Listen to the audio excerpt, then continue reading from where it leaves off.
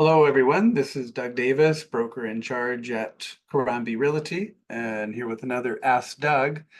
And if you're enjoying these videos, love to have you subscribe or give me a thumbs up on them.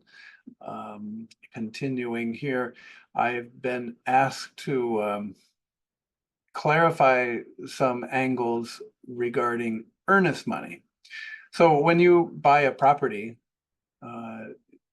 uh, and do an earnest money deposit, you're writing a check for an amount that's tagged somewhat to the purchase price.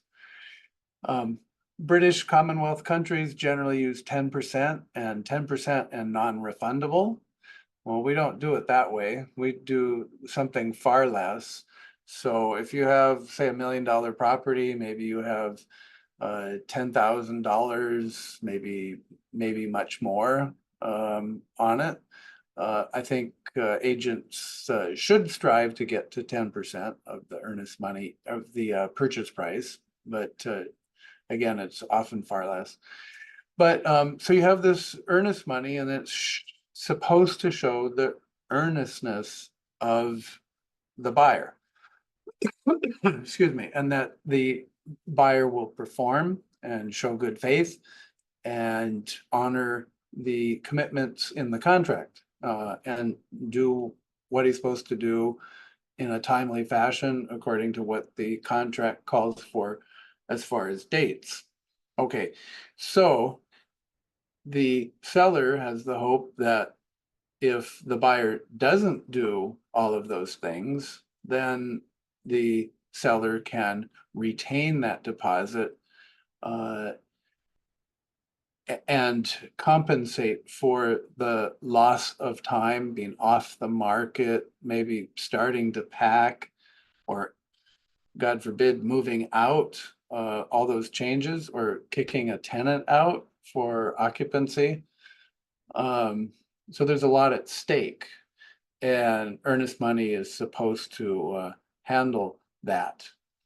However, earnest money doesn't always get returned because, at least in Hawaii, for some reason, escrow companies do not honor the contract. They want something else.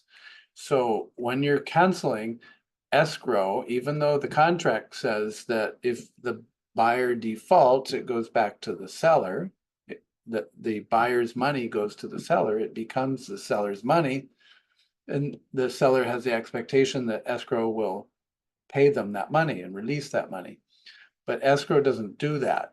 They don't follow the contract. They want a subsequent agreement that says by the buyer that it's okay to release the money to the seller. So it never happens. Of course, the buyer is never going to agree to that, very rarely.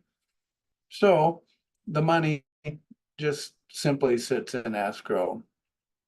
Maybe it sits there forever. And then I don't know what escrow does with it. They give it away, or they hire an attorney to interplead between the two parties, and they just bill them until the money's gone. So the only solution, at least in Hawaii, is to have the earnest money non-refundable and immediately releasable to the seller. And that money's gone as far as the buyer is concerned. But that's their good faith. Excuse me. So the another little tidbit on that is the listing agreements in Hawaii have a split requirement between the listing agent and the seller to split that earnest money deposit in compensation for both of their stresses for buyer's non-performance. And of course, there's going to be arguments. Yes, we did. No, we didn't. And it seems to me that people will just say they don't agree, and it just goes that way. I think most situations are clearly definable, They missed a deadline or they did not. I mean, it's pretty black and white for the most part. And then the last part of it is parties will often say, well, I'm going to sue them. So the seller will say, I'm suing the buyer because they didn't give me the earnest money as they should, as they promised, as they contracted. They signed the agreement and didn't happen.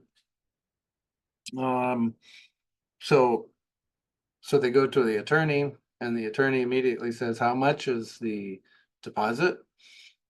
And if it's a small amount, they're probably going to say, not interested. When you hire an attorney, you immediately need to pay them a retainer. $5,000, $10,000 would be normal, somewhere in there. And if there's insufficient amount of money, it's just not worth it for them to chase it, because their cut on that usually 50-50 or 30% or something like that. It may not be worth their time to do such a thing. Or you pay out of pocket far in excess of the earnest money amount to try to prove your point, and you'll end up settling anyway. You won't go to court, not highly unlikely, and you'll settle when you start running out of money. So that's what happens. So how much fun is that? That's earnest money. British Commonwealth's got it much better. It's buyer beware, buyer do their due diligence up front. Make sure you want to buy it. Put in the contract because you are going to buy it, and perform. And you don't get monies back. But we do it differently, at least in Hawaii. I'm sure all the different states in the union are a little bit different. But that's what happens here. Okay, hope that was informative and useful to some. And if you have any real estate needs, buying, selling, or property management, love to hear from you. Don't forget to subscribe and keep the questions coming. Till next week, thanks.